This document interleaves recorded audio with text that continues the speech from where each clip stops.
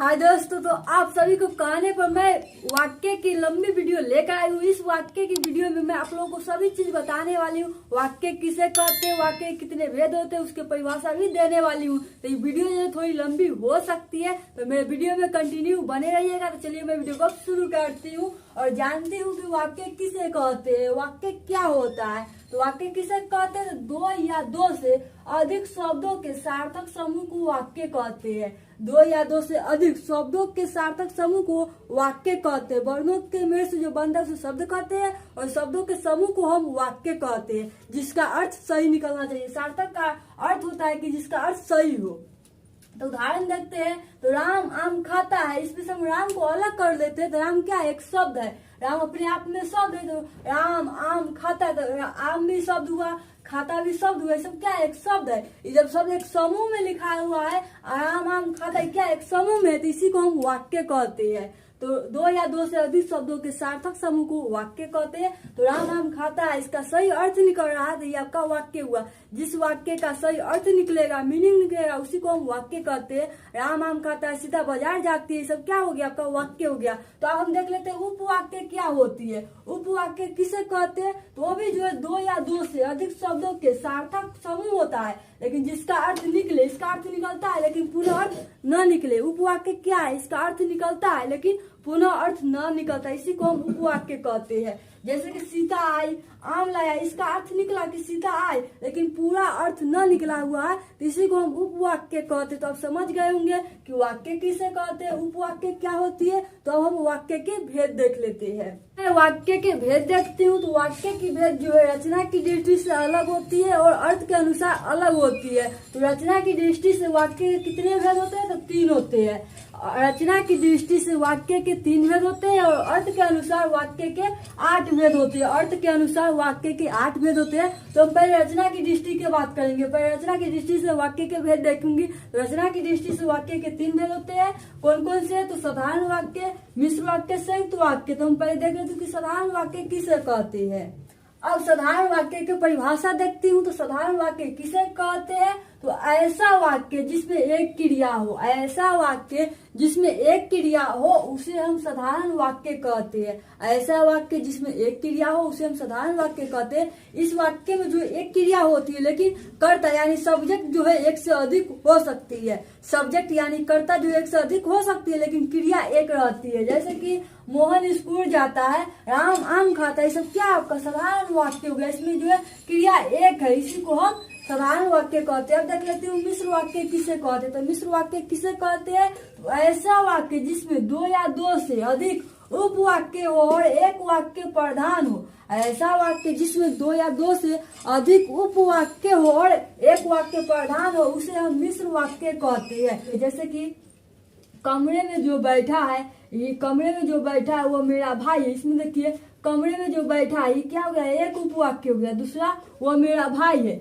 उपवाक्य का मतलब क्या है? अर्थ निकलता है लेकिन पुनः पूरा अर्थ न निकलता है, उसी को हम उपवाक्य कहते हैं। देखिए कमरे में जो बैठा है, ये उपवाक्य हो गया। दूसरा हो गया वो मेरा भाई है, ये दूसरा उपवाक्य हो गया। तो दोनों में से कौन सा वाक्य प्रधान है? तो आप कह सकते हैं कि कमरे में जो बैठा है ये प्रधान वाक्य हो गया। तो इसी को हम मिश्र वाक्य कहते हैं। तो ऐसा वाक्य जिसमें दो या दो से अधिक उपवाक्य हो और एक वाक्य प्रधान हो, उसे हम मिश्र वाक्य कहते हैं। अब देख लेते हैं संयुक्त वाक्य किसे कहते हैं। तो ऐसा वाक्य जिसमें एक से अधिक वाक्य होगा और हर वाक्य प्रधान होगा, उसी को हम मिश्र वाक्य कहते हैं। ऐसा वाक्य जिसमें एक से अधिक वाक्य हो और हर वाक्य प्रधान, उसे हम संयुक्त वाक्य कहते हैं। जैसे कि राम बाजार गया और अपनी बहन के लिए आम लाया। राम बाजार गया और अपनी बहन के लिए आम लाया। इसमें देखिए 2 वाक्य है। एक तो राम बाजार गया, ये भी एक वाक्य अपने आप में प्रधान है, और दूसरा है कि अपनी बहन के लिए आम लाया, वो भी वाक्य क्या प्रधान है। तो इसमें जो है 2 या 2 से अधिक वाक्य होते हैं, हर वाक्य प्रधान होते हैं, उसको हम संयुक्त वाक्य कहते हैं। तो अब हम देख लेते हैं अर्थ के अनुसार वाक्य के भेद। तो अब अर्थ के अनुसार वाक्य के भेद देखूंगी। तो अर्थ के अनुसार वाक्य के 8 भेद होते हैं। अर्थ के अनुसार वाक्य के 8 भेद है। वो कौन कौन से है? तो विधिवाचक वाक्य, निषेधवाचक वाक्य, इच्छावाचक वाक्य, प्रश्नवाचक वाक्य, संदेहवाचक वाक्य, विस्मयवाचक वाक्य, संदेहवाचक वाक्य, आज्ञावाचक वाक्य। यही आपका 8 जो है अर्थ के अनुसार वाक्य के भेद होते हैं। तो हम एक एक पढ़ते हैं।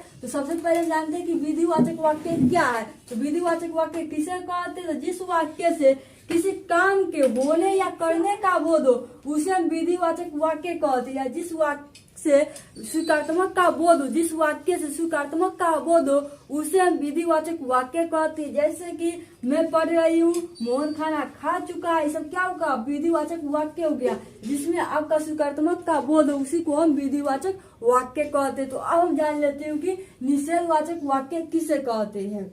तो निषेधवाचक वाक्य किसे कहते हैं? तो जिस वाक्य से किसी काम के न होने का बोध हो उसे हम निषेधवाचक वाक्य कहते हैं। जिस वाक्य से किसी काम के न होने का बोध हो उसे हम निषेधवाचक वाक्य कहते हैं। जिसमें नकारात्मक का बोध हो उसे हम निषेधवाचक वाक्य कहते हैं। जैसे कि राम स्कूल नहीं जाता था, जिस वाक्य में आपका नहीं का प्रयोग होता है यानी कि नकारात्मक का बोध होता है उसी को हम निषेधवाचक वाक्य कहते हैं। और आप देखते हैं इच्छावाचक वाक्य किसे कहते हैं। इच्छावाचक वाक्य किसे कहते हैं? जिस वाक्य से इच्छा प्रकट करने का बोध हो, जिस वाक्य से इच्छा प्रकट करने का बोध हो उसे हम इच्छावाचक वाक्य कहते हैं। जैसे कि आप अपने परीक्षा में सफल हो, आप अपने परीक्षा में सफल हो, इसमें क्या इच्छा को प्रकट करने का बोध हो रहा है, तो इसी को हम इच्छावाचक वाक्य कहते हैं। तो अब देखते हैं प्रश्नवाचक वाक्य किसे कहते हैं। तो जिस वाक्य से प्रश्न पूछने का बोध हो उसे हम प्रश्नवाचक वाक्य कहते हैं। जैसे कि आप क्यों पढ़ रहे हैं, इसमें प्रश्न पूछने का बोध हुआ है, इसी को हम प्रश्नवाचक वाक्य कहते हैं। अब देखते हैं संकेतवाचक किसे कहते हैं। तो संकेतवाचक किसे कहते हैं? तो ऐसा वाक्य जिसमें संकेत देने का बोध हो, ऐसा वाक्य जिसमें संकेत देने का बोध हो उसे हम संकेतवाचक वाक्य कहते हैं। जैसे कि अगर आप पढ़ाते तो हम भी पढ़ते, अगर आप पढ़ाते तो हम भी पढ़ते, इसी को हम संकेतवाचक वाक्य कहते हैं। इसमें संकेत देने का बोध हुआ है। और तो आज्ञावाचक वाक्य किसे कहते हैं? तो आज्ञावाचक वाक्य किसे कहते हैं? तो जिस वाक्य से आज्ञा देने का बोध हो, जिस वाक्य से आज्ञा देने का बोध हो उसे हम आज्ञावाचक कहते हैं। जैसे कि बाजार जाओ, इसमें आज्ञा देने का बोध हुआ है कि बाजार जाओ 1 गिलास पानी लाओ, तो ये सब क्या हो गया? आपका आज्ञावाचक का बोध हो रहा है, इसी को हम आज्ञावाचक वाक्य कहते हैं। तो अब जानते हो कि संदेहवाचक वाक्य किसे कहते हैं। तो संदेहवाचक वाक्य किसे कहते हैं? तो ऐसा वाक्य जिसमें संदेह अथवा शक प्रकट हो उसे हम संदेहवाचक वाक्य कहते हैं। जिस वाक्य में डाउट का प्रकट होता है उसी को हम संदेहवाचक वाक्य कहते हैं। जैसे कि राम चला गया होगा, राम चला गया, इसमें क्या है? शक है, यानी डाउट है कि राम चला गया होगा या न भी गया होगा, तो इसी को हम संदेहवाचक वाक्य कहते हैं। अब देखते हैं विस्मयवाचक वाक्य क्या होती है। तो जिस वाक्य से अचानक आने वाली दुख, खुशी अथवा भावनाओं का बोध हो उसे हम विस्मयवाचक वाक्य कहते हैं। जैसे कि वो उसका सिर फट गया, वो उसका सिर फट गया, इसमें क्या है? अचानक आने वाली भावनाओं का बोध हुआ, इसी को हम विस्मयवाचक वाक्य कहते हैं। तो हमें उम्मीद है कि आप लोगों को ये वीडियो बहुत अधिक पसंद होगी। तो यदि मेरा वीडियो अच्छे लगे हो जैसा शेयर कीजिएगा। तो थैंक्स फॉर वॉचिंग।